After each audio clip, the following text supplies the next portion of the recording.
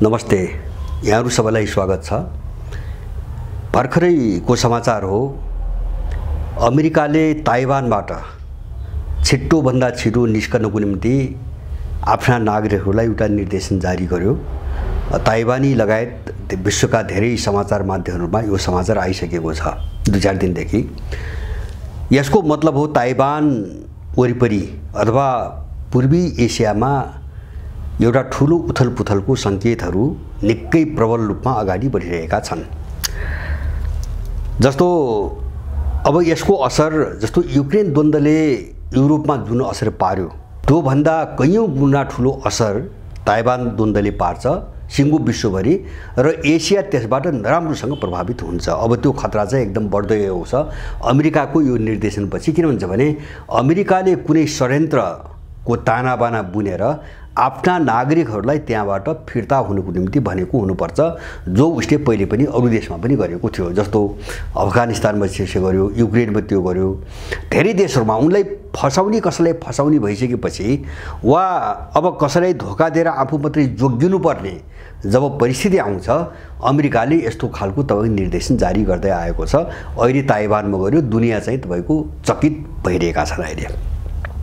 किन भन्छ भने अमेरिकाले युक्रेनलाई जस्तै ताइवानलाई पनि के आश्वासन दिएको थियो भन्छ भने दिइरहेको छ, चीनले आक्रमण गर्यो भने हामी कुनै पनि मूल्यमा तिम्रो सुरक्षा गर्छौं हैन। दक्षिण कोरियालाई त्यही भनेको छ, जापानलाई त्यही भनेको छ र लडाउनुको निम्ति एउटा बिन्दुसम्म उसले आश्वासन दिइरहेको छ। ताइवानमा अमेरिकाको जुन निर्देशन चाहिँ बाहिर आयो, यसले धेरै प्रश्नहरु उब्जाएको छ। जस्तो अलि यो परिदृश्यलाई यो मैले सम्भव किन देख्दै छु भन्छ भने यसले कति विकराल असर पार्नेछ भन्छ भने जस्तो चीनसँग अमेरिकाको सीधा युद्ध वा हैन प्रोक्सी युद्ध सुरु भयो भने यसले सिंगो एसियामा ठूलो हलचल ल्याउँछ, ठूलो उथलपुथल ल्याउँछ युक्रेन द्वन्द्वको भन्दा बढी। किन भन्छ भने पहिलो कुरा त के हुन्छ भने अब त्यहाँ हुने द्वन्द्व, ताइवानमा हुने द्वन्द्वले दक्षिण चीन सागर ताइवान जलसन्धिदेखि मलक्का चाहिँ जनसन्धि हुँदै जति पनि व्यापार हुन्छ, सामुद्रिक जो व्यापार हुन्छ, त्यसले विश्वको आधा भन्दा ठूलो हिस्सा ओगटेको छ। तेल त धेरै ठूलो हिस्सा ओगटेको छ। त्यो सप्लाई चेन पुरै अवरुद्ध हुन्छ, नम्बर 1। नम्बर 2, अब ध्रुवीकरणले युद्धको रूप लिन्छ। जस्तो ताइवान द्वन्द्वपछि इन्डियाले आफ्नो भूमिका स्पष्ट पार्नै पर्छ र इन्डियासँग चीनको युद्ध हुने वा नहुने त्यसबाट तय हुन्छ र अमेरिकाले पूर्वी क्षेत्रमा जापान र दक्षिण कोरियालाई त्यसको निम्ति तयार पार्न खोजिरहेको छ। त्यो जोखिम उनीहरु कति लिन्छन् त्यो बेग्लै ठाउँमा छ र त्यसले चाहिँ जस्तो एउटा बजारदेखि लिएर सप्लाई चेनदेखि लिएर सारा सम्बन्धहरुमाथि ठूलो उथलपुथल आउने सम्भावना छ। अब यो सम्भावनालाई अलिकति हेर्नुको निम्ति हामीले त्यसपछि अमेरिकाको घोषणा वा त्यसको तयारी, यो घोषणा नहुँदै जो तयारी जसले बुझे अब ती पक्षहरुमा यसको के असर परिरहेको छ र कस्तो प्रतिक्रिया देखाइरहेका छन्, त्यो एउटा कोणबाट अलिकति मैले चर्चा गर्छु यो सम्भव कति छ भन्ने कुरा बुझाउनको निम्ति। र दोस्रो चाहिँ के भन्छ भने अमेरिकाको आफ्नै तयारी के हो हैन। जस्तो अमेरिकाले आफ्नो सैन्य शक्ति विस्तारको निम्ति हर सम्भव प्रयास गर्दै आएको छ। जस्तो इन्डो पेसिफिक चाहिँ तपाईको एउटा सैन्य सेना बनायो इन्डो पेसिफिक रणनीतिको नाममा। त्यसपछि तपाईको अकस बनायो, एङ्ग्लो सेक्सन समूहको एउटा छुट्टै सैन्य गठबन्धन बनायो, क्वाड बनायो इन्डियालाई राखेर। तर इन्डियाले उले जो चाहिँ एउटा सैनिक चाहिँ रणनीतिमा जोड्न खोजिरहेको थियो, इन्डियाले त्यो आँट गर्न नसकेपछि अहिले फिलिपिन्सलाई राखेर अर्को क्वाड बनाउने एउटा प्रक्रियामा अमेरिका लागेको छ। यी सबै तयारी गरिरहेछ। जस्तो ताइवानलाई, दक्षिण कोरियालाई अथवा चाहिँ जापानलाई, अस्ट्रेलियालाई उकास्ने कुराहरु आफ्नो ठाउँमा छन्। अमेरिकाले हर सम्भव प्रयास गरिरहेछ। तर उसको रणनीति के हो हुन्छ भने संसारमा जो हामीले देखिरहेछौं नि, उक्साउने र अरूलाई भिडाइदिने, आफ्नो जो शत्रु किता हुन्छ त्यसलाई कमजोर बनाउने, युद्धमा फसाउने र चाहिँ अरूलाई शिकार बनाएर चाहिँ आफ्नो हतियार बेच्ने अमेरिकाको अहिलेसम्मको विश्वभरिको रणनीति त्यही हो। त्यो रणनीति अन्तर्गत कतिपय देशहरू फस्न सक्ने सम्भावना पनि छ। किन भन्छ भने लामो समयदेखि उनीहरूले गाँजेका छन् र ती देशहरू स्वतन्त्र निर्णय गर्न सक्ने अवस्थामा पनि छैनन् हैन। जस्तो दक्षिण कोरिया र जापान त झन्नै उपनिवेशै हुन् हैन, जुन देशहरू अहिले पनि अमेरिकन सेनाले चलाउँछ हैन। त्यहाँ विशाल संख्यामा चाहिँ तपाईको अमेरिकन सेनाको उपस्थिति छ ती दुई देशमा। अब यसको चाहिँ तपाईको यो ताइवान द्वन्द्वको यो सम्भावना किन बढेको मैले देख्छु भन्छ भने अहिले पछिल्लो अमेरिकाको यो चालबाजी बुझेपछि जस्तो लाग्छ मलाई अहिले चाहिँ जस्तो जर्मनी र फ्रान्स लगायत केही देशहरूबाट एउटा ठुलो हलचल देखा पर्न थालेको छ। त्यो हलचल के देखा पर्न थाल्यो भन्छ भने फ्रान्सका राष्ट्रपतिले भर्खरै भने दक्षिण अफ्रिकाका राष्ट्रपतिलाई के भने भन्छ भने फोन गरेर मलाई ब्रिक्सको सम्मेलनमा निम्ता पठाउनु पर्यो हैन। फ्रान्स ब्रिक्ससँग जोडिन चाहेको छ। यद्यपि त्यो चाहिँ अब त्यहाँभित्र घुस्ने र तोडफोड गर्ने एउटा योजना पनि हुन सक्छ हैन। तर त्यो भन्दा बढी मैले सम्भावना के देख्छु भन्छ भने अब यो विश्वलाई न त अमेरिकाले ठेक्न सक्ने सम्भावना छ न त अमेरिकाले शान्ति नै आउन दिन सक्छ। अब त्यसकारणले गर्दाखेरि भोलि रुससँग चाहिँ एकदमै कमजोर हुँदा सम्बन्ध कमजोर हुँदा उनीहरूको 25% अर्थतन्त्र डामाडोल भइसक्यो युरोपियनहरूको हैन। सबै उद्योगहरू बन्द छन्, मुद्रास्फीति बढेको छ, महँगी बढेको छ, विरोध प्रदर्शन बढिरहेका छन्, हिंसा भइरहेको छ। अब यो शिकार त भइ नै रहेका छन्। अब जर्मनी के अरे चाहिँ तपाईको चीनसँग भयो भने के हुन्छ? चीनसँग पनि अमेरिकाले माने ताइवान द्वन्द्वको नाममा चीनसँग पनि सम्बन्ध बिगाडिदियो भने जस्तो अमेरिकाले भन्दै आछ चीनसँग सम्बन्ध राख, चीनसँग चाहिँ दूरीमा बस युरोपियनलाई भन्दै आछ, युरोपियनले मानेका छैनन् हैन। किन मानेका छैनन् भन्छ भने रुस जस्तै चीनसँग सम्बन्ध बिग्रियो भने पश्चिमी युरोप डुब्यो, त्यो उठ्नै नसक्ने गरी डुब्छ र त्यो डुबाइले पश्चिम युरोपको अस्तित्व पनि समाप्त पार्छ। युरोप अहिलेको युरोप रहन सक्ने सम्भावना छैन। किन भन्छ भने चीन ईयूको युरोपियन युनियनको सबभन्दा ठुलो व्यापारिक साझेदार हो हैन। चीनले संसारको सबभन्दा ठुलो व्यापार गर्ने युरोपियन युनियनसँग हो र ईयूले पनि सबभन्दा ठुलो धेरै व्यापार गर्ने चीनसँगै हो, अमेरिकाको भन्दा पनि बढी। अब त्यो भयो भने के हुन्छ? अब युरोप कसरी डुब्छ भन्छ भने युरोप स्रोत साधन र विभिन्न कोणले अत्यन्तै गरिब क्षेत्र हो हैन। जस्तो युरोपमा पानीको स्रोत छैन, मौसम छैन, मौसममा धेरै कमजोर छ हैन। 4वटा मौसम मात्रै कुरा गर्छन् उनीहरू। त्यो मात्रै हैन, जस्तो प्राकृतिक स्रोतहरू छैनन् हैन, जस्तो खानीहरू छैनन्, खनिजहरू छैनन् हैन। वनजङ्गल अब काम लाग्दा चाहिँ तपाईको वनजङ्गल छैन। जस्तो चाहिँ स्रोत भइदिएको भए रुससँगको चाहिँ तपाईको दूरीले यत्रो ठुलो सङ्कट सिर्जना गर्दैन थियो, उनीहरू आफै चाहिँ तपाईको आत्मनिर्भर बन्न सक्थे। युरोपसँग केही पनि छैन। त्यसकारणले युरोपियन युनियनको नाममा पश्चिमी युरोप बाँच्न सक्ने कुनै आधार छैन। यो अवस्थामा युरोपलाई अमेरिकाले पुर्याउन खोजिरहेको छ हैन, ताकि आफ्नो मुठ्ठीमा जो अहिलेसम्म राख्यो नि यो कायम रहोस् र यो अझै बलियो होस्। अब माने म्याक्रोनको यो सन्देशले के भनिरहेको छ भन्छ भने जस्तो म ब्रिक्सको चाहिँ तपाईको बैठकमा सामेल हुन चाहन्छु हैन। फ्रान्स डराइरहेको छ अब सबै सिद्धिन्छ, हामी धराशायी हुन्छौँ। चीनसँग सम्बन्ध बिगार्यो भने जस्तो ताइवानमा चाहिँ युद्ध भयो भने युरोपियनहरूले आखिर एउटा पोजिसन त बनाउनै पर्ने हुन्छ त्यहाँ हैन। या त चाहिँ त्यो चीनको पक्षमा या त ताइवानको पक्षमा बनाउनै पर्ने हुन्छ। त्यो अवस्था आउनुभन्दा अगाडि आफ्नो बचाउको एउटा वातावरण कसरी बनाउने भनेर लागेका छन्। जस्तो मैले फ्रान्सको योभन्दा अगाडि पनि मैले भनेको छु यहाँहरूसँग, फ्रान्सका राष्ट्रपतिले एसियामा नेटोको विस्तार गर्ने जो अमेरिकन प्रयास हो, प्रस्ताव हो, त्यसलाई ठाड्दै अस्वीकार गरे। यो कुनै पनि हातमा स्वीकार गर्न सकिन्न, किन नेटो एटलान्टिक देशहरूको सङ्गठन हो हैन, पश्चिम युरोप र अमेरिकालाई जोड्ने सङ्गठन हो। त्यो सङ्गठन अन्यत्र विस्तार हुन सम्भव छैन, हामी यो स्वीकार गर्दैनौँ उनले भने।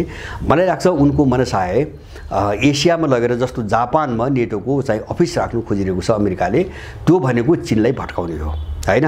चीनलाई चाहिँ नेटोसँग मुछिदिएपछि त युरोप पनि मुछियो, नेटोका सदस्य उनीहरू छन्, त्यहाँ चीनसँग सम्बन्ध बिग्रने भयो। अमेरिकाले हरेक कोणबाट दाउ हेरिरहेको छ, कहाँनिर फसाउने भन्ने। मैले भने फ्रान्स एकदमै सचेत भएर देखा परिरहेको छ अहिले। त्यो मात्र होइन, जर्मनी पनि एकदमै सजग देखिन्छ। जस्तो अहिले भर्खरै यही 18 तारिकदेखि 4-5 दिनको चिनिया प्रधानमन्त्रीको जर्मन र चाहिँ फ्रान्स भ्रमण छ। जर्मन चान्सलरले निम्दा दिएका छन् र जर्मनी पनि चीनसँग यो सम्बन्ध अझ बढी निकट कसरी बनाउने भन्ने प्रयासमा लागेको छ। यो प्रयास देखिन्छ र यो के को सङ्केत हो भन्छ भने तपाईको नेटोभित्र एउटा ठुलो विभाजन आइरहेछ हैन। विभाजन आइरहेछ, त्यो मात्रै हैन, नेटो शक्तिभित्र अहिले अर्को एउटा चिज हिजोको भन्दा एकदम प्रखर रूपमा एउटा चाहिँ तपाईको परिदृश्य के देख्यो भन्छ भने स्विडेनलाई नेटोमा विस्तार गर्ने मुद्दालाई लिएर टर्की र हङ्गेरीले जबरजस्त रूपमा चाहिँ तपाईको आफ्नो भिटो पावर प्रयोग गरे भिटो कुनै हालतमा सम्भव छैन हैन कुनै हालतमा रोक्दिए उनीहरूले त्यो मात्र हैन ईयूले रुसमाथि जो 11औं किस्ताको प्रतिबन्ध लगाउने प्रस्ताव ल्याएको थियो त्यो चाहिँ हंगेरी लगायतका देशहरूले भिटो प्रयोग गरिकन त्यसलाई असफल पायो ध्रुवीकरण त्यस्तो चर्को रूपमा अगाडि बढिरहेछ र टर्कीले त के भन्यो भन्छ भने स्विडेनको मामिलामा जबरजस्ती गर्ने हो भने तिमीले सक्ने काम गर हामीले सक्ने हामी गर्छौं हैन टर्कीले यही जवाब दियो यो एक दुई दिनको कुरा हो हामीले सक्ने हामी गर्छौं तिमीले बलमिचाइ पूर्व गर्ने हो भने तिमीले सकेको गर भन्यो त्यो मात्र हैन टर्कीले पुटिनलाई आफ्नो देशको भ्रमणको निम्ता पनि दिएको छ र पुटिन टर्कीको भ्रमणमा जाँदैछन् जाने कुरा कन्फर्म भएको छ निश्चित भएको छ भन्ने कुरा टर्किश मिडियाहरुमा समाचार आइरहेको छ यिनी चाहिँ पछिल्लो जो शक्ति समीकरण हो त्यो शक्ति समीकरण कसरी उल्टिदैछ भन्ने कुरा देखाउँछ मैले ताइवानसँग चाहिँ तपाईको जोडिरहेको छु अब यो जस्तो अनि यही बीचमा जस्तो ताइवानमा एक खालको द्वन्द अब ताइवानीहरु त्यसमा फसे भनेका कुरा है चीनले आफ्नो तर्फबाट आक्रमण गर्दैन यो भ्रम हो मान्छेहरुलाई चीन चाहिँ ताइवानमाथि आक्रमण गरेर अमेरिकाको हात माथि पार्न चाहन्न तर एउटा चीज स्पष्ट के हो भन्छ भने ताइवानलाई उचालेर चीनको विरुद्धमा अमेरिकाले केही गतिविधि गर्यो वा ताइवानलाई सार्वभौम आफू भएको घोषणा गर्न लगाएर हैन त्यसलाई मान्यता दिने कोशिश कसैले गर्यो भने चीनले हात हाल्छ चीन युद्ध लड्छ त्यो सिधै अमेरिकासँग नै लड्छ त्यही भएर सी जिनपिङले चीनिया राष्ट्रपतिले आफ्नो सेनालाई अस्ति भर्खरै एक हप्ता अगाडि कुनै पनि परिस्थितिको कस्तै पनि खराब परिस्थितिको सामना गर्नको निम्ति तयारी गर उनले त्यो निर्देशन दिइसकेका छन् र भनेका पनि छन् ताइवान माथिको हस्तक्षेप युद्धमा परिणत हुन्छ हामी छोड्नेवाला छैन उनले स्पष्ट भनेका छन् अब अमेरिकनहरु आफूले यो जोखिम त मोल्दैनन् चीनसँग लड्ने हैन अब अरूलाई फसाउने उनको प्रयास कति सफल हुन्छ मैले भन्न सक्दैन तर त्यो ताइवानमा अमेरिकाले केही रणनीति बनाइरहेको छ भन्ने कुराको एउटा प्रमाण के हो बलियो प्रमाण के हो भन्छ भने अहिले भर्खरै यो एक हप्ता यता तपाईको अमेरिकाको रक्षा मन्त्री र सुरक्षा परिषदका प्रमुख सुलेभान इन्डियाको भ्रमणमा आए र इन्डिया अहिले मोदी चाहिँ यो महिनामा अमेरिका भ्रमण जाँदैछन् त्यो मोदी भ्रमणमा जाने बेला केही सम्झौता गर्नको निम्ति अमेरिकाले एकदमै चाहिँ दबाब दिइरहेको छ विशेष गरिकन त्यस्ता व्यापारिक सम्झौताका लिस्टहरू धेरै छन् तर दुईटा कुरामा एकदमै अमेरिका केन्द्रित छ एउटा सुरक्षा सम्झौता हैन रुसप्रतिको जो निर्भरता हो त्यसबाट इन्डियालाई कसरी निकाल्ने र आफ्नो क्याम्पमा ल्याएर प्रयोग गर्ने त्यसमा अमेरिका पुरै शक्ति लगाएर लागेको छ र इन्डियनहरु पनि त्यसको नजिक गएका छन् अमेरिकाको मात्रै हैन जस्तो अहिले इन्डियनहरुले ड्रोन किने अमेरिकाबाट 30 वटा ड्रोन किन्ने निर्णय गरिसकेका छन् अब सुरक्षा क्षमताको विषयमा धेरै छलफल भएको छ अब कति हदसम्म गर्छन् त्यो देखिन बाँकी छ र यो भन्दा अर्को महत्त्वपूर्ण चाहिँ तपाईको अमेरिकाको प्रस्ताव के आयो जस्तो सुलेभानको एउटा प्रस्ताव के आयो हुन्छ भने अमेरिकाले इन्डियालाई केन्द्र बनाएर सेमिकन्डक्टर हैन जो चाहिँ ताइवान सबभन्दा ठूलो उत्पादक हो विश्वको त्यो सेमिकन्डक्टर इन्डियामा उत्पादन गर्ने त्यो एउटा कम्पनी छ अमेरिकनको त्यो कम्पनीको एउटा शाखा इन्डियामा बसेर त्यसको उत्पादन गर्ने इन्डियालाई त्यहाँ बनाउन खोजिरहेको छ हैन यसको संकेत के हो भन्छ भने ताइवानबाट अब सेमिकन्डक्टर उपलब्ध हुने वातावरण धेरै रहन्न हैन अमेरिकाको रणनीति त्यो हो होइन भने इन्डियालाई सेमिकन्डक्टर उत्पादन गर्ने केन्द्र उसले बनाउन खोजे के भनेपछि ताइवानको द्वन्द्वपछि अथवा ताइवान भोलि या त चीनले नियन्त्रण गर्ला या युद्ध भट्केला हैन कुनै एउटा चीज त हुन्छ दुवै अवस्थामा सेमिकन्डक्टरको उत्पादन ठप्प हुन्छ र विश्वको बजार डामाडोल हुन्छ जहाजदेखि लिएर कम्प्युटर सिस्टमसम्मका हैन त्यो सेमिकन्डक्टर प्रयोग हुने जति पनि इक्विपमेन्टहरु छन् सबैको उत्पादन डामाडोल हुन्छ अब त्यसलाई कसरी पूर्ति गर्ने भन्ने खेलमा अमेरिका अहिलेदेखि लाग्न सुरु गरिसक्यो यसले देखाउँछ ताइवान को प्रश्न अब धेरै चाहिँ लम्बिरहने प्रश्नको रूपमा रहेन यो संकेत दिन्छ अमेरिकाको गतिविधिले हैन मैले भने नि या त चीनले नियन्त्रणै गरी छाड्छ या त केही समयको निम्ति युद्ध भड्किन्छ र त्यसले ठूलो उथलपुथल ल्याउँछ एसियामा अब यो सेमिकन्डक्टर सम्बन्धी चाहिँ अमेरिकाको दबाव र प्रस्तावले ताइवान एउटा नाजुक मोडमा पुगेको छ भन्ने कुरा स्पष्ट रूपमा देखाइरहेको छ अब अर्को एउटा सङ्केत आयो, मैले भने जस्तो जर्मन चान्सलरले चिनिया प्रधानमन्त्रीलाई निम्ता दिए, उनी फ्रान्स पनि जाँदैछन्। यही बिचमा जापानको अर्को एउटा चाहिँ अनौठो खालको एउटा निर्णय आएको छ। निर्णय भने त्यो छलफलको प्रक्रियामा छ। जापानले जो युक्रेनलाई गोला बारुद लगायतका चिजहरू गुपचुप रूपमा चाहिँ आपूर्ति गर्दै आएको थियो, अब सिधै युक्रेनलाई नगरिकन हात हतियारहरू र गोला बारुद अमेरिकालाई बेच्ने, अमेरिकालाई दिने हैन। जापान चाहिँ सिधै होइन कि अमेरिकाबाट घुमेर चाहिँ युक्रेनमा चाहिँ तपाईको हात हाल्ने, तर सिधै चाहिँ तपाईको नजाने, सिधै त्यो जोखिम नमोल्ने, त्यस्तो खालको एउटा निष्कर्षसहितको वार्तामा जापान लागिरहेको देखिन्छ हैन। अब यो सबै घटनाले के देखाउँछ भन्छ भने चीनसँगको चाहिँ तपाईको जोखिम अपूरणीय छ हैन। अब अथवा त्यो क्षेत्रमा हुने जो युद्ध हो त्यसले विश्वकै अर्थतन्त्र डामाडोल हैन। युक्रेन द्वन्द्व त केही पनि भएको छैन। युक्रेन द्वन्द्व त अब भोलि चीनसँग हुने द्वन्द्वले ल्याउने जो परिणाम हो त्यससँग तुलना गर्दाखेरि युक्रेनले ल्याएको परिणाम त केही पनि होइन हैन। चीन त संसारको सबभन्दा ठुलो म्यानुफ्याक्चरिङ भएको देश हो। त्यो मात्र होइन, त्यत्रो चाहिँ आर्थिक शक्ति भएको देश हो। संसारको सम्पूर्ण बजार त्यसैले पाटेको छ। त्यो सारा डामाडोल हुन्छ र त्यसले विकराल परिस्थिति पैदा हुन्छ। यसको आकलन र सम्भावित त्यो चाहिँ तपाईको जोखिमबाट बच्नको निम्ति सबै देशहरू आफ्नो तयारीमा लागेको देखिन्छ। यो अमेरिकाको तपाईको यो चाहिँ नागरिकहरू फिर्ता हुनु, किन अमेरिकाले पनि सबै रणनीति बनाएर आफ्नो मान्छे फिर्ता हुनको निम्ति तपाईको हुइप जारी गरेको छ। अब यहाँ चाहिँ हामी अलिकति यसलाई एनालिसिस कसो गरौँ हुन्छ भने जस्तो हाम्रो क्षेत्रमा के हुन्छ त, जस्तो हामी पनि यो जोखिममा निकै डरलाग्दो ढङ्गले फस्छौँ, नेपाल पनि फस्छ। त्यो जोखिम कहाँ हुन्छ भन्छ भने मलाई लाग्छ तपाईको ताइवानमा कुनै द्वन्द्व भयो भने इन्डिया चीनको पक्षमा उभिँदैन। यो सबैले बुझेको कुरो हो। उनी प्रत्यक्ष त सकेका छैन अहिलेसम्म, एक चीन नीतिले भन्दै आछ, तर ताइवानलाई उकास्नको निम्ति अमेरिकनहरू युरोपियनहरूले जे गर्दै आएका छन् त्यसप्रति उसको मौन समर्थन छ र ताइवानसँग कतिपय व्यापारिक सम्बन्धको नाममा उसले सम्बन्ध बढाउन पनि खोजिरहेको छ हैन। कूटनीतिक हिसाबले नसके पनि व्यापारिक चाहिँ तपाईको भेषमा उसले सम्बन्ध बढाउन खोजिरहेको छ। त्यस्तो स्थितिमा जस्तो दक्षिण कोरिया चीनकै विरुद्धमा उभिएला, जापान चीनकै विरुद्धमा उभिएला, जापानले त्यही चाहिरहेको छ हैन। चीनलाई कसले ठेगान लगाइदिए हुन्थ्यो भन्ने चाहिरहेको छ। र अब त्यो मात्रै होइन, अब त्यो ताइवानले ल्याउने ध्रुवीकरणमा इन्डियाको पनि किताकाट हुन्छ हैन।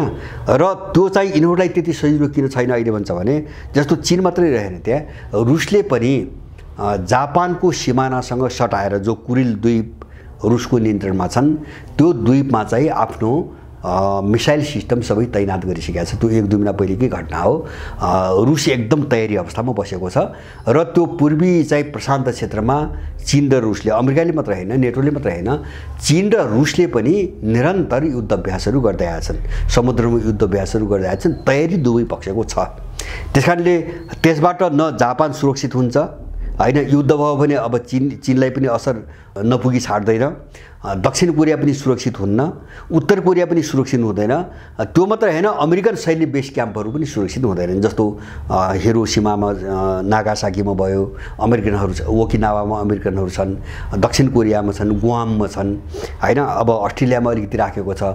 त एउटा ठुलो युद्धको चाहिँ उसमा जान्छ, ठुलो सैन्य शक्ति छ सबै देशको, र त्यहाँ चाहिँ तपाईको इन्डिया एउटा कित्तामा उभिन्छ हैन। मौन समर्थनै भए पनि एउटा कित्तामा उभिन्छ। त्यसले चाहिँ तपाईको चीन र इन्डियाको बिचमा एउटा प्रत्यक्ष टकरावको अवस्था सिर्जना गर्छ। त्यसमा पाकिस्तान पनि पहुँचिन्छ। अब बिस्तारै पाकिस्तान पनि जो इन्डियाका शत्रु देशको रूपमा उनीहरूले परिभाषित गर्छन्, ती देशहरूसँगको टकरावको एउटा सम्भावना पनि बढ्छ। अब यो वातावरणले नेपाललाई सुरक्षित राख्ने सम्भावना हुँदैन हैन। बरु के हुन्छ भन्छ भने एउटा प्रत्यक्ष हस्तक्षेप नेपालमाथि कसैको प्रत्यक्ष हस्तक्षेपको सम्भावना एकदम प्रबल भएर जान्छ। मैले अघि नै पनि भने आर्थिक रूपमा, राजनीतिक रूपमा र सैन्य रूपमा तिनै कोणबाट ताइवान द्वन्द्वले विश्वमा चाहिँ अकल्पनीय असन्तुलन निम्त्याउँछ हैन। एउटा खलबल्याउँछ, सारा चिजहरू खलबल्याउँछ र त्यसको असरबाट हामी मुक्त हुन सक्ने अवस्था छैन। मैले आज चाहिँ यो किन राखेँ भन्छ भने दुईटा पाटो। एउटा चाहिँ यो ताइवानको मुद्दामा अमेरिकाले जे गरिरहेको छ त्यसले हामीमाथि पार्ने खतरा प्रति एकदमै सजग हुनु जरुरी छ। हामी त्यसबाट मुक्त हुनै सक्दैनौँ, हामी सिधा फस्छौँ। यो द्वन्द्वमा तपाईको भूमिका नखेले पनि हामी फस्छौँ। हाम्रो भूराजनीति त्यस्तो अवस्थामा छ।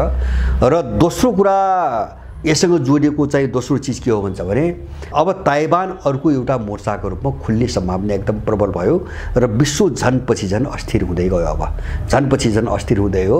मैले पहिलेदेखि भनेको छु र अहिले पनि मेरो अडान छ, युक्रेन द्वन्द्वको नाममा यो संसारको ध्रुवीकरण जसरी अगाडि बढेको छ, अब यसको समाधान शान्ति वार्ता र शान्तिबाट यसको समाधानको कुनै चाहिँ मैले कल्पना गर्दिनँ। किनभने मुद्दा त्यस्ता छैनन्, मुद्दा तिनीसँग जोडिएका छैनन्। दुई देशबीचको लडाइँ पनि होइन, हैन? यो दुईटा शिविरको लडाइँ हो, दुईटा सभ्यताको लडाइँ हो, दुईटा अर्थतन्त्रको लडाइँ हो, अथवा दुईटा राजनीतिक शक्तिका बीचको प्रभुत्वको लडाइँ हो। त्यसकारणले गर्दाखेरि यो त युक्रेन त एउटा कडी मात्रै हो, हैन? अब त्यो लडाइँलाई दुईटा लडाइँलाई जोड्ने एउटा कडी मात्रै हो। त यो कडी कहाँ गएर चाहिँ तपाईको टुङ्गिन्छ र त्यसले विस्फोट गराउँछ यो अहिले अनुमान गर्न सकिँदैन। तर यसले कमसेकम मेरो बुझाइ के हुन्छ भने विश्वको एउटा ठुलो विभागलाई प्रोक्सी वारै सही एउटा ठुलो भूभागलाई यसले लपेट्छ। जस्तो चिनीहरूले यो सम्भावना चाहिँ मध्यपूर्वमा देखे, त्यसका बाटा बन्द गरे, हैन? जस्तो इरान र साउदीको बीचमा सम्बन्ध पुनर्बहाली भयो, सिरिया चाहिँ अरब लिगमा फर्कियो, सिरिया र इरानका बीचमा, सिरिया र चाहिँ साउदीका बीचमा, अथवा अरू इस्लामिक जो अरबी देशहरू छन् ती सबैका बीचमा एउटा चाहिँ कूटनीतिक सम्बन्धहरूको पुनर्बहाली भयो र त्यो अत्यन्तै राम्रो ढङ्गले अगाडि बढिरहेको छ। र आजका दिनसम्म पनि जस्तो साउदीबाट इरानमा मन्त्रीहरूको भ्रमण हुँदैछ, अरू देशमा हुँदैछ, सिरियाको हुँदैछ। त्यो बाटो बन्द गरिसकेपछि अमेरिका अब चाहिँ ताइवानमा केन्द्रित छ। अमेरिकाको विकल्प सके सबै थुन्ने, हैन? र अहिले त झन् चीनले के गर्यो पछिल्लो पटक भन्छ भने फिलिस्तिनका राष्ट्रपति अहिले भर्खरै एक दुई दिन अगाडि चीनको भ्रमण गरे। चीनको भ्रमणमा चीनले जस्तो मध्यपूर्वमा जे गर्यो इरान र चाहिँ साउदीको बीचमा, त्यसै गरेर फिलिस्तिन राष्ट्रपतिका अब्बासका अगाडि एउटा प्रस्ताव राख्यो। चीनले चाहिँ इजरायल र फिलिस्तिनहरूको जो विवाद हो त्यसलाई समाधान गर्नको निम्ति मध्यस्थकर्ताको भूमिका खेल्ने प्रस्ताव राख्यो र फिलिस्तिन राष्ट्रपतिले स्वागत पनि गरे। भनेपछि अब एउटा सामान्य चाहिँ एउटा सानो कडी बजेको छ, इजरायल फिलिस्तिन अमेरिका खेल्न सक्ने त्यो बाटो पनि चीनले बन्द गर्दैछ। त्यो बाटो पनि चीनले बन्द गर्दैछ। जस्तो युक्रेनको प्रस्ताव अगाडि बढायो त्यसमा ऊ लागिरहेको छ। मलाई के लाग्छ भन्छ भने अब सम्भावना अन्त धेरै कमजोर हुँदै गए, हैन? तिनी छिद्रहरू अमेरिका पस्ने छिद्रहरू धेरै चाहिँ साना हुँदै गए। त्यसकारणले उसले ताइवानमै जस्तो यो सबै परिस्थितिले ठ्याक्कै अमेरिका चाहिँ भासमा जाक्की जाने, खाडलमा पर्ने, अब र भोलि चाहिँ भूमिकै खेल्न नसक्ने हालतमा चाहिँ तपाईको जाने त्यो अवस्था आउनुभन्दा पहिले उसले अब ताइवानको वरिपरि कुनै ठुलै उथलपुथल गराउन खोजिरहेको छ। त्यसैको सङ्केत हो। आफ्ना नागरिकहरूलाई उसले फिर्ता बोलाउने कारण त्यो हो र त्यसबाट बाँकी देशहरू अब डराएका छन्, तर्सेका छन्। र जस्तो जर्मनी र फ्रान्सको जो प्रतिक्रिया भने त्यो प्रतिक्रिया मात्रै होइन, अहिले त फ्रान्समा के देख्छु भन्छ भने झन् पछि झन् अमेरिका विरुद्धमा चाहिँ मुखर रूपमा आवाज चाहिँ उठिरहेको छ। अहिले यो पछिल्लो काल हिजो मात्रै, हैन?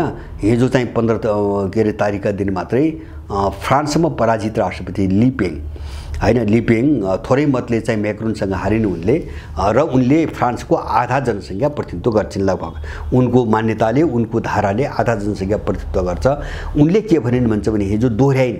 यद्यपि त्यो कुरो 2017 मा पनि उनले भनेकी थिइन्, मैले पढेको थिएँ। हिजो त्यो कुरो के रहन्छ भने क्रिमियालाई फर्काउने दिवा स्वप्न युक्रेनले नदेखे हुन्छ। क्रिमिया मुद्दा उठाएर हैन युक्रेन समाधानको बहस गर्दै नगरे हुन्छ, किन क्रिमिया कहिल्यै पनि चाहिँ युक्रेनको भूमि होइन। त्यो 1954 मा निकिता ख्रुश्चेभले एउटा प्रशासनिक सजिलोपनाको निम्ति युक्रेनमा जोडेको हो, किन रुसको मुख्य भूमिबाट टुक्रेको छ, हैन? बीचमा चाहिँ तपाईको एउटा सागर छ। अब त्यो त्यसमा पनि 79% मान्छेहरूले जनमत संग्रहबाट हामी रुसमा चाहिँ बस्छौँ, भनेर जनमतसँग गरिसकेपछि क्रिमियाको विषयमा बहस गर्नु अर्थहीन छ हैन। उनले त्यो कुरो प्रश्न दोहोऱ्याइन्, हिजो पनि अस्ति पनि फेरि दोहोऱ्याइन्।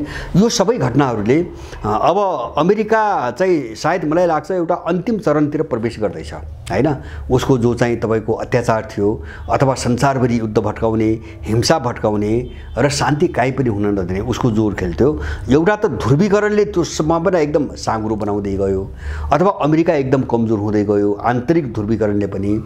र दोस्रो चाहिँ मलाई के लाग्छ भन्छ भने अहिले जस्तो शान्ति वार्ता र कूटनीतिक वार्ताको जो पहल चीनले गर्यो नि हैन, ग्लोबल सेक्युरिटी इनिसिएटिभको नाममा जो गर्यो त्यसले पनि अमेरिका खेल्ने सबै पहलहरू बन्द गर्दै गयो। अमेरिका त्यहाँ आतंकित छ र अब लास्टमा चाहिँ के उपाय नभएपछि त्यही चीनलाई ताइवानमा कसरी फसाउने हैन, त्यो खेलमा। किन त त्यो त अब चीनले वार्ताको प्रस्ताव राख्ने ठाउँ होइन, त्यो त चिनिया भूभाग हो। अब यहाँ चीनलाई कसरी फसाउने भन्ने लागेको छ। मलाई लाग्छ सफल चाहिँ हुँदैन हैन। अब ताइवानीहरू जस्तो अहिलेको जो शासक दल छ अब त्यो चाहिँ तपाईको आँखा चिम्लेर भोलि अमेरिकालाई सजिलो बनाउनुको निम्ति ताइवानीहरू सिद्ध्याएर अमेरिकनको हातै बलियो पार्नुपर्छ भन्ने सोचका उनीहरू विशुद्ध अमेरिकन पपेट अथवा सुराकी रहेछन् भने त अब चीनसँग चाहिँ भिड्ने जोखिम उनीहरूले मोर्लान्। नत्र भने मलाई लाग्छ त्यो सम्भावना पनि मैले देख्दिनँ। तर अमेरिकाको कोसिस हो र यो नागरिकहरू फिर्ता बोलाउने यो निर्णयले ताइवान युद्धमा नलडे पनि अर्को कुनै चाहिँ तपाईको गतिविधि मार्फत त्यहाँ अशान्ति फैलाउन अमेरिकाले खोजिरहेको स्पष्ट रूपमा बुझिन्छ। किन चीनको रिएक्सन आउँछ त्यहाँ हैन, चीनको रिएक्सन आउँछ, रुसकै पनि आउँछ र उत्तर कोरियाका पनि आउँछ। त्यसबाट जोगिनुको निम्ति हुनुपर्छ सायद उसले ताइवानबाट आफ्ना मान्छेहरू फिर्ता बोलाइरहेको छ र हामी यसप्रति अलिकति गम्भीर बनौँ। मैले भने नेपालमा त्यसको ठुलो असर पर्नेवाला छ र नेपालको भू राजनीति पनि त्यो घटना पूर्वी एसिया चाहिँ अस्थिर भयो भने नेपालको भू राजनीति पनि तपाईको निर्णायक मोडमा जान्छ हैन, विस्फोटकै मोडमा जान्छ। यसप्रति एकदमै सजग हुनुपर्छ। किन भन्छ भने जस्तो ताइवानबाट फिर्ता गर्नुको अर्को अर्थ के हो मैले बुझेको हुन्छ भने ताइवानलाई अहिले सकेन भने माने चीनलाई एउटा युद्ध अथवा चाहिँ एउटा अस्थिरतातिर धकेल्नुको निम्ति ताइवानमा सम्भव भएन भने अमेरिकाको छनौट नेपालले पनि हुन सक्छ हैन। किन नेपालभित्र भयो भने पनि ताइवानमा भएका अमेरिकन त असुरक्षित भयो। किन नेपालभित्र भयो भने पनि चीनले ताइवान छोड्दैन हैन। जस्तो नेपालबाट अमेरिकनहरूले कुनै गतिविधि गरे भने चीनले त ताइवान पनि छोड्दैन। त्यसकारणले त्यसको असर नेपालभित्र भए पनि त्यो ताइवानमा असर हुने भयो अब, र ताइवानमा केही भए पनि नेपालभित्र असर हुने भयो। किन दुवै क्षेत्र चीनसँग जोडिएका छन्, एउटा त चीनकै भूभाग हो। त्यसकारणले हामी अमेरिकनहरूको जो यो पछिल्लो निर्णय हो यसप्रति अलि बढी नै गम्भीर बन्नुपर्ने अवस्था आएको छ। किन अमेरिकाले सधैँ यस्तै गरिरहेछ, जस्तो भियतनाममा यस्तै गर्यो, अफगानिस्तानमा आफ्ना सबै गठबन्धनका सदस्यहरूलाई फसाएर थाहै नदिकन एक्लै भाग्यो हैन, आफ्नो नागरिक भाग्यो, आफू भाग्यो। युक्रेनमा त्यही गर्यो हैन, उकास्यो लडाइदिइसकेपछि अनि सारा चाहिँ अमेरिकनहरूले युक्रेन छोड भन्ने व्हिप जारी गर्यो, सबै युक्रेनबाट चाहिँ आफ्ना नागरिक निकाल्यो। उसले संसारभरि त्यही गर्दै आएको छ र मलाई लाग्छ यो एसियामा पनि उसले त्यही गर्छ। हामी यसप्रति एकदमै सजग बनौँ र यो पाटोलाई जस्तो अमेरिकाले जे निर्णय गर्यो त्यो ताइवानको मात्रै मुद्दा होइन, त्यो नेपालको भू राजनीतिसँग पनि त्यसको कडी जोडिएको छ र त्यसको सङ्केत नेपाल पनि हुन सक्छ। हामीले त्यो अहिले नै अनुमान गर्न सक्नुपर्छ र विश्लेषण गर्न सक्नुपर्छ। किन अमेरिकनहरूको रणनीति त्यो हो। यस विषयप्रति हामी अलिकति सजग बनौँ। मैले आज यो घटनातिर यति ध्यान आकर्षण गराउन चाहेको।